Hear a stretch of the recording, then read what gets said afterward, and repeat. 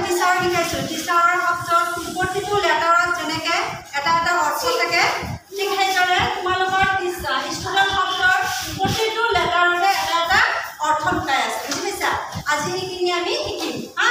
তে চোৱা লিখিছোঁ ষ্টুডেণ্ট মানে শিক্ষাৰ্থী এছ লেটাৰটো কি এছ এছ মানে কি স্মাৰ্ট মানে কি বুদ্ধিমান তাৰপিছত টি মানে কি থাৰ্টফুল মানে চিন্তাশীল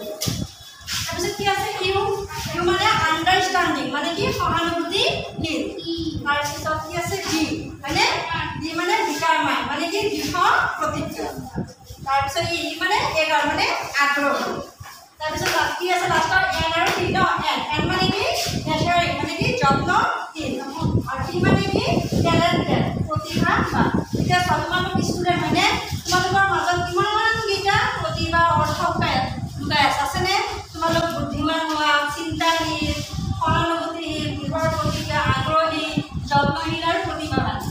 এটা ষ্টুডেণ্টৰ মাজত কিমানকেইটা অৰ্থ লুকাই থাকে আমাৰ মাজত কি কি গুণ আছে হয় কি নহয় গোটেইখিনি গুণ হয় কি নহয় হয়নে গুণ আৰু গোটেই